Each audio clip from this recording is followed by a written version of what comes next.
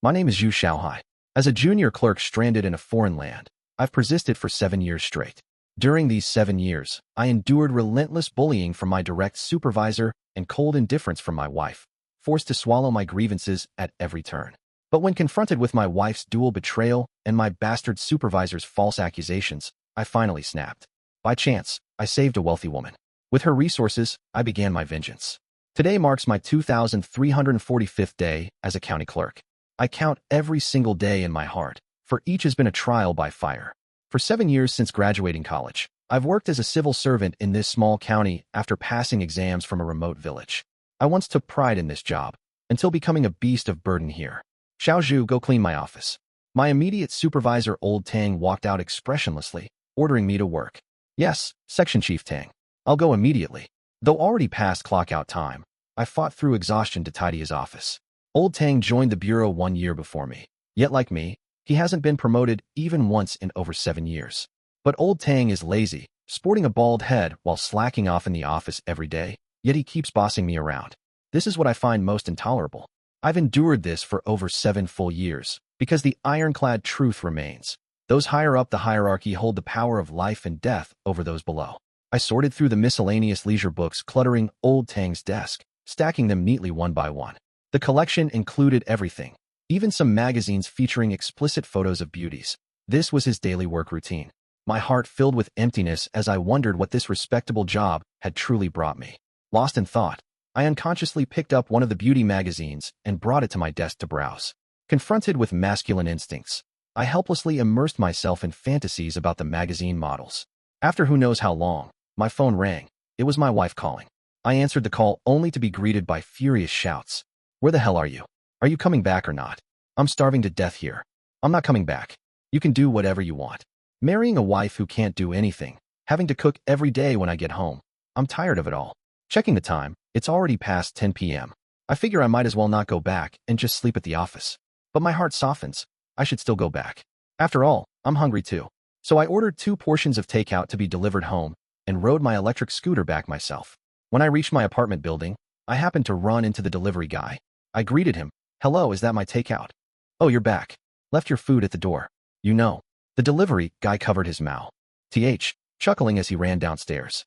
With 3 people in your house, plus you making 4, and only ordering 2 portions. Aren't you all going to fight over the food later? 3 people? 4 people? Isn't it just my wife at home? This doesn't make any sense. As I took out my keys to open the door, unspeakable sounds started coming from inside the room. Upon closer listening, the woman's voice was unmistakably my wife's, and it was louder and more lewd than our usual intimacy. During this, 2 distinct male voices intermingled. My blood pressure skyrocketed instantly, the world spinning before my eyes. As if an enormous metaphorical green hat had descended from the sky onto my head. Frantic with rage, I twisted the key with such force that I nearly broke it. But the door remained locked from within, leaving me to pound desperately on the entry. Just leave the food outside, didn't you hear? Ugh, which of you ordered takeout? This is ridiculous. Not me. Not me either. Some fucker must have delivered wrong. I'll check.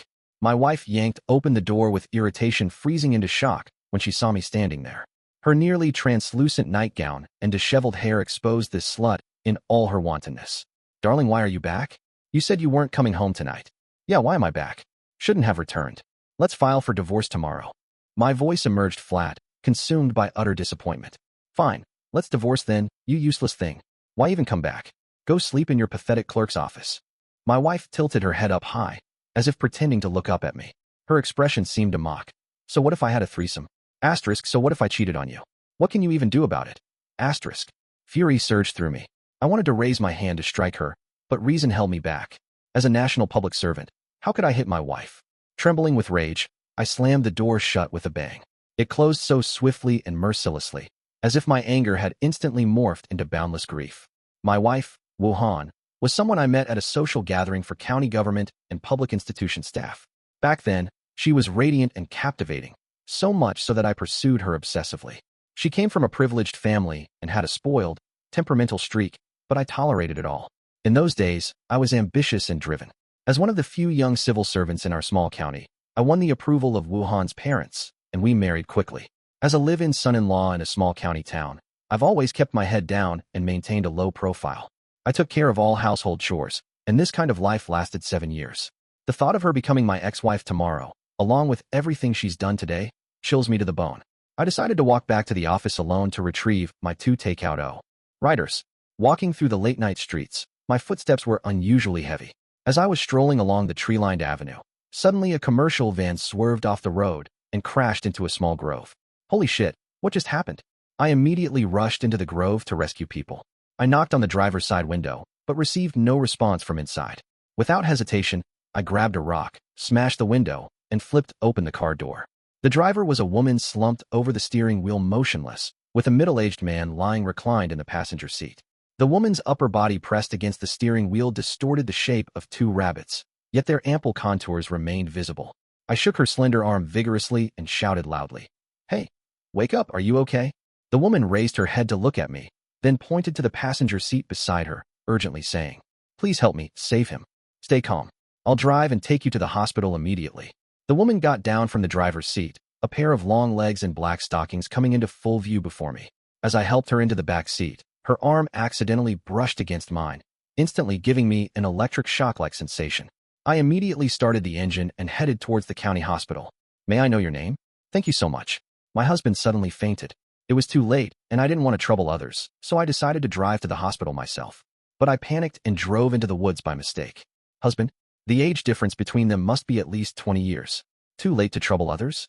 Isn't her husband's health more important than bothering people? I felt there was something strange about this entire situation.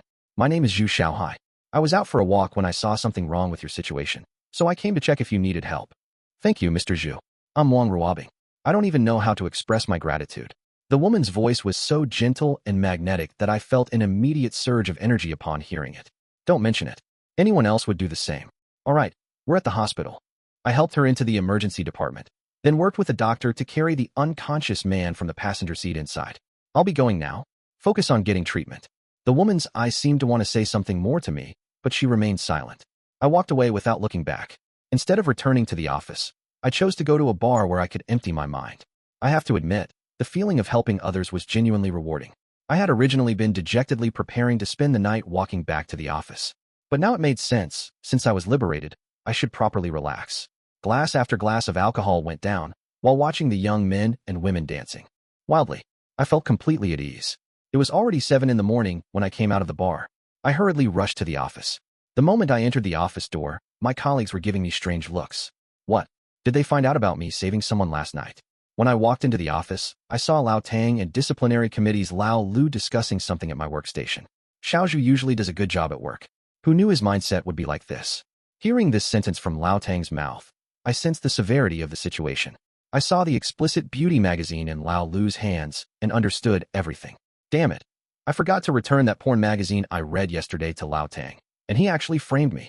"Xiao Zhu, come with me." Lao Lu looked at me through his thick, nearsighted glasses and signaled me to follow him.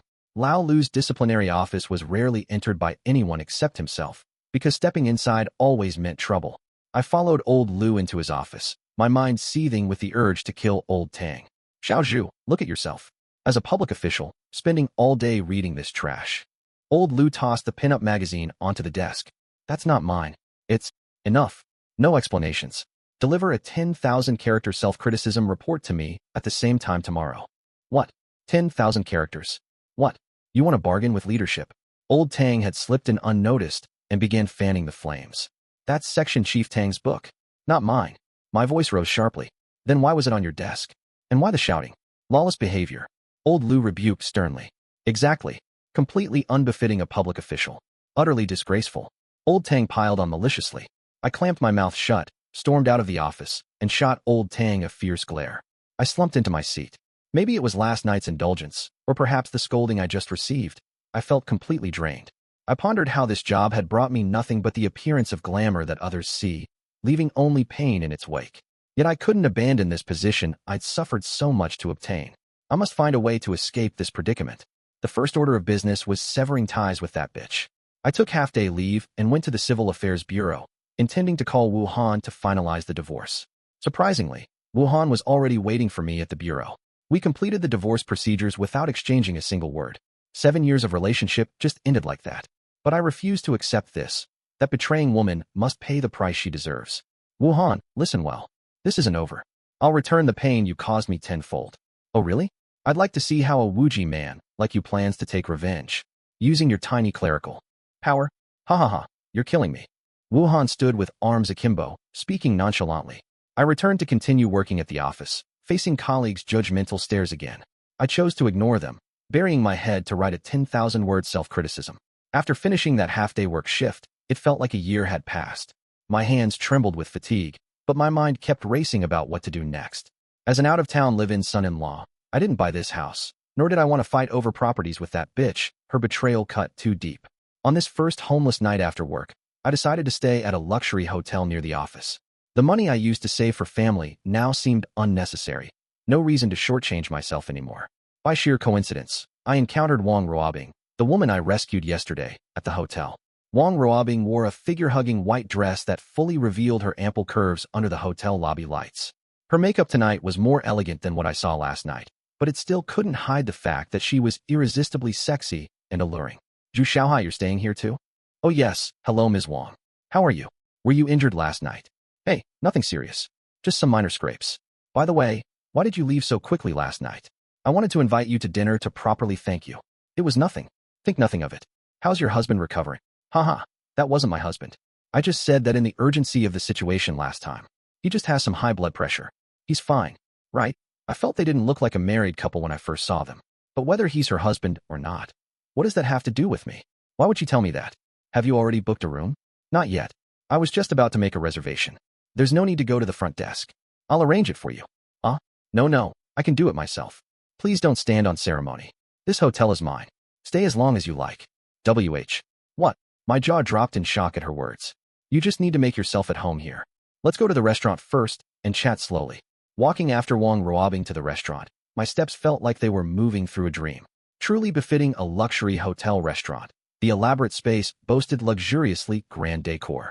What kind of place is this for a petty clerk like me? Wang Ruobing chose the centermost seat and gestured for me to sit directly across from her. The moment I sat facing Wang Ruobing, her captivating fragrance enveloped me, impossible to resist. Mr. Zhu, if I may ask, how old are you this year? What do you do for work? I'm 28, barely scraping by as a lowly clerk at the neighboring government office. Mr. Zhu is a civil servant. Such a promising young man at your age. I'm a bit older than you, just turned D30. An old leftover woman, haha. Nonsense. You're in the prime of your youth. A woman at 30 is in full bloom. Since you're older than me, you should call me Xiao Zhu instead of Mr. Zhu. The formal title feels awkward. All right, since you're calling me sister, I'll acknowledge you as my little brother. Waiter, serve the finest dishes for my brother. Wang Ruobing revealed a radiant smile, the kind no man could resist. Soon, 10 plates of exotic delicacies arrived. Creatures swimming in water, running on land, flying in sky. Both familiar and never-before-seen specimens. Enough, sis, we can't finish all this. No waste, please. This lavish feast contrasted dramatically with yesterday's takeout, like heaven and earth. Sis is happy. We'll take leftovers home. Eat to your heart's content. By the way, sis, that man in your car last night, not your husband? Who was he? I burned with curiosity. Any man accompanying a wealthy woman like Wang Ruobing must be significant, especially sharing a car late at night. Now that she'd accepted me as her brother, extracting information became easier. He's Deputy Mayor Lin from the municipal government. You mean the newly appointed Deputy Mayor Lin D? Yes, sis has been doing business in the city all along. This shop is one of my branch stores. I've been pursuing old Lin. Originally planned to stay the night here. I confessed to him in the car, but he fainted from high blood pressure. Oh, so did you succeed, sis? My curiosity grew with each question, to the point I forgot basic etiquette. Wang Ruobing looked slightly embarrassed, her cheeks flushing pink as she said, "He's just a blockhead. His heart only cares about work. Of course he rejected me. Don't talk nonsense. What rejection? If he really rejected you, would he have gotten in the same car? Having worked in official circles for 6 or 7 years, there's nothing I haven't seen. I never imagined I'd meet Deputy Mayor Lin's mistress and even acknowledge her as my sister. Could this be the turnaround opportunity heaven sent me? Later I shared my recent misfortunes with her.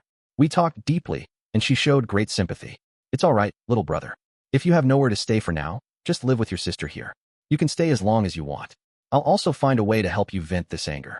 I nodded, vaguely sensing, does this woman like me? Why is she being so good to me? This lavish meal truly stuffed me full, and we both drank to our heart's content. Wang Ruobing escorted me to the bedroom.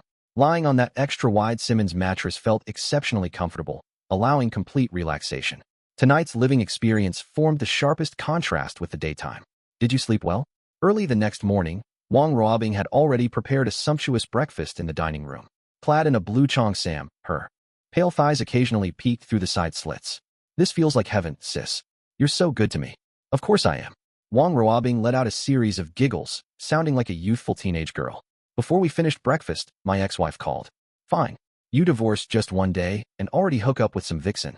Shut the fuck up, you bitch. What gives you the right to judge me here? My anger flared instantly.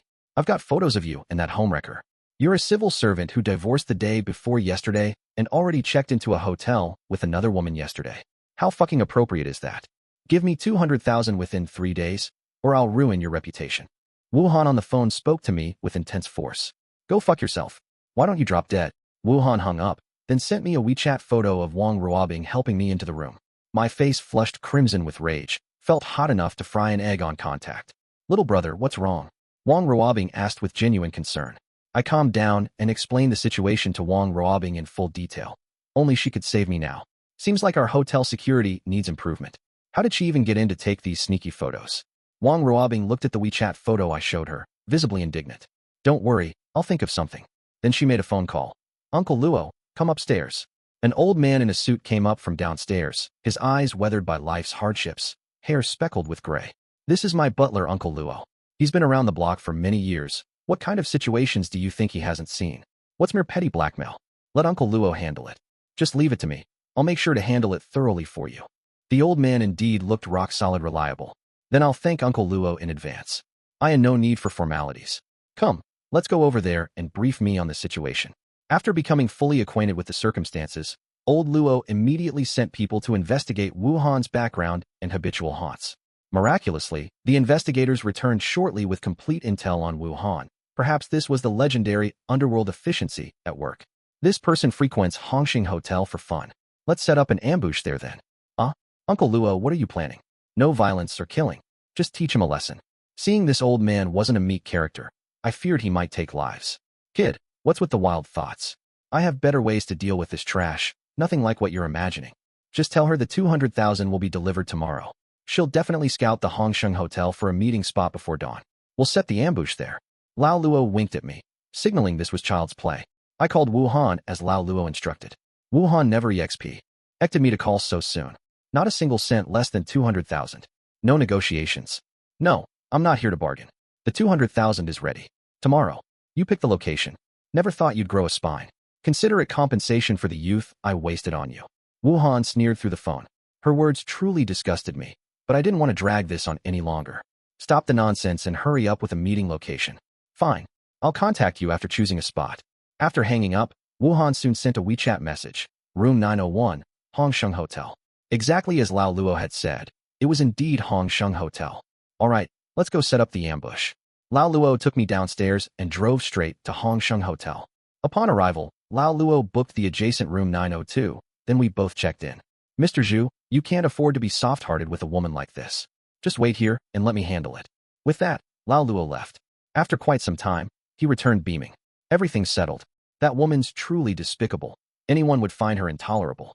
His triumphant smile told me things had gone perfectly. He held 2 phones in hand, one of which I recognized as Wu Han's. Is this what you were looking for? Luo showed me the photo of Wang Ruobing and me entering the room from Wu Han's phone. Yes, this is the one. Thank you, Uncle Luo. Uncle Luo nodded, then roared. Come in. His booming voice startled me. Wu Han and 2 men entered the room with lowered heads. In that instant, I understood what had just transpired. Uncle Luo showed me another phone containing a video. When I tapped play, it showed 3 despicable individuals engaged in sordid acts. After getting that 200,000 tomorrow, this lady's moving someplace new to really indulge, came the audio. My fists clenched as I watched. Though we were no longer married, seeing her disgusting behavior on the bed still sickened me. I anticipated they'd pull this stunt. Planted cameras beforehand. Just didn't expect them to take the bait so fast. Uncle Luo turned to observe the trio, declaring triumphantly to me. These 3 people are at your disposal. With such amateur skills, they still try to blackmail others? Can't even keep their pants zipped up. Xiao Hai, I beg you to let me go. For the sake of our past marriage. Wu Han suddenly started sobbing. I wasn't falling for this act. This Black Rooster man was going to teach her a proper lesson. Enough. What past marriage? You never treated me like a human being, young mistress.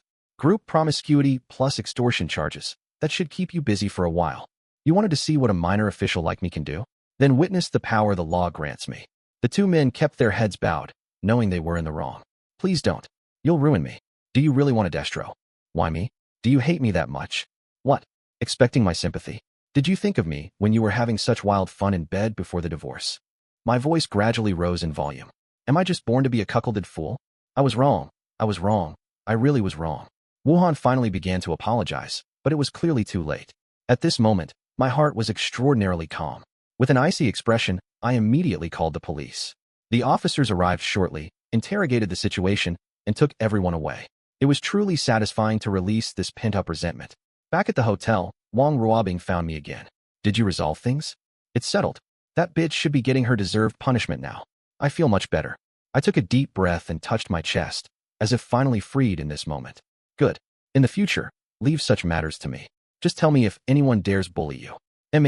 Sis, you're so good to me. You bet I am. I've discussed with Deputy Mayor Lin. Staying as a lowly section officer for 7 years won't do.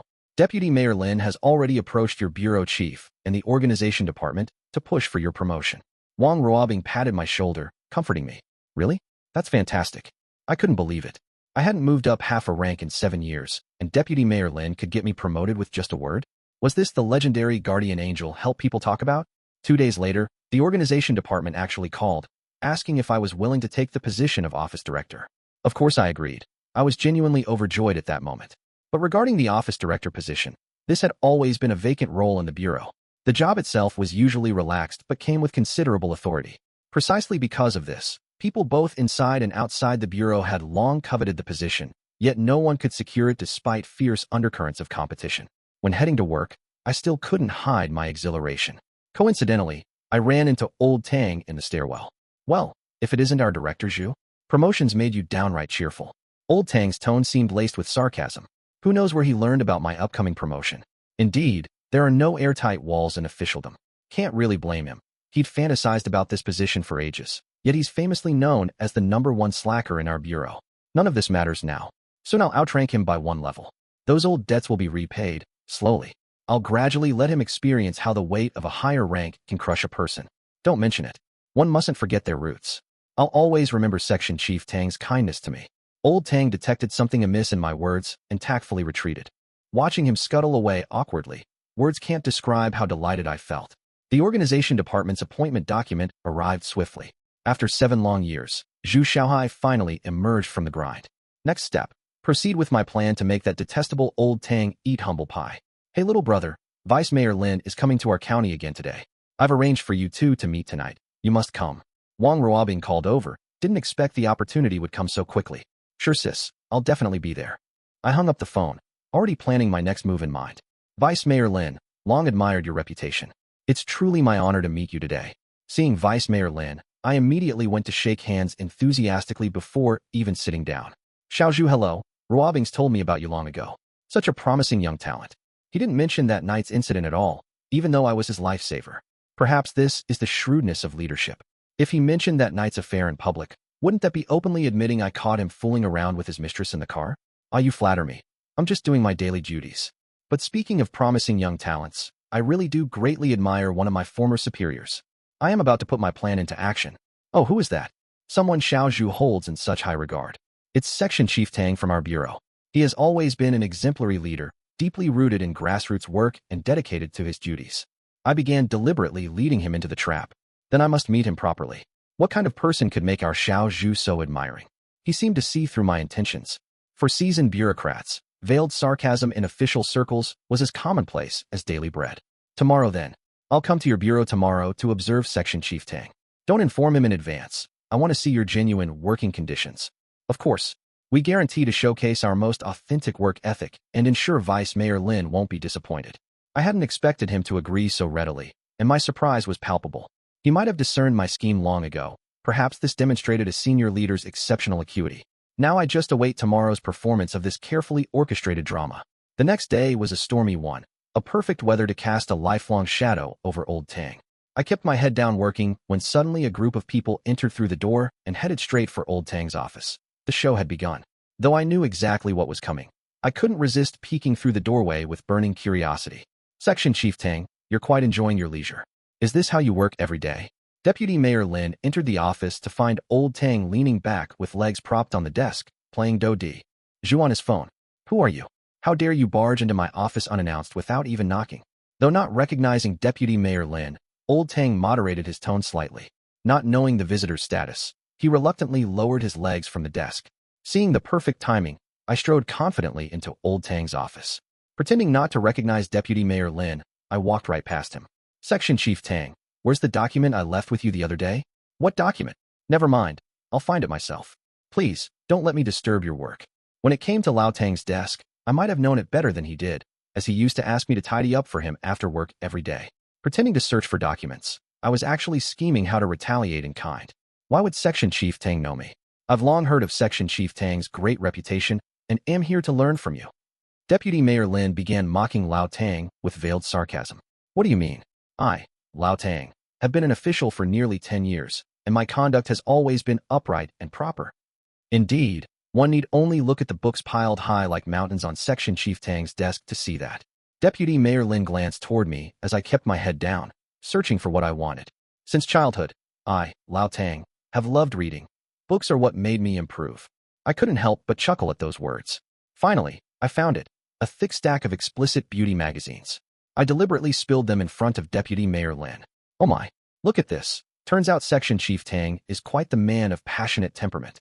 Section Chief Tang, is this what you read every day? And this is what made you improve? Old Tang's face began to redden, glowing crimson like a monkey's behind. My sincerest apologies for knocking over Section Chief Tang's collection he'd stored away for a rainy day. Oh dear, I pretended to gather the toppled books, but actually spread them open one by one for Deputy Mayor Lin to see clearly. That's enough, Xiaozhu. There's no need to tidy up. Go call the Discipline Inspection Commission. Old Tang was completely bewildered. He had no inkling of the identity of the person before him. Old Lu from the Discipline Inspection Commission entered Old Tang's office, squinting at Deputy Mayor Lin through his severely myopic eyes. After a prolonged moment, recognition finally dawned. Deputy Mayor Lin, to what do we owe this visit? Old Lu was astonished, but Old Tang appeared even more shocked upon hearing this. Your Deputy Mayor Lin? I just now. No need for further explanation. Since you hold your position in such low regard, we'll have to report this matter formally. Deputy Mayor Lin's voice rose gradually, each word hitting like a sharp blade. When on a mountain, sing the mountain's song. Why? You're hard absent from work and harboring duplicity. You don't belong in our ranks. Secretary Lu of the Disciplinary Committee, how should we handle this matter? Understood, Deputy Mayor Lin. We'll naturally follow procedure. Secretary Lu's myopic eyes widened in shock, looking like two round saucers. As Deputy Mayor Lin exited the office, I glanced at Old Tang sitting dumbfounded in his seat, stuck out my tongue at him, and followed the mayor out. Never imagined retaliation could feel so exhilarating, utterly liberating beyond words. Sitting in my office director's chair, gazing at the crimson sun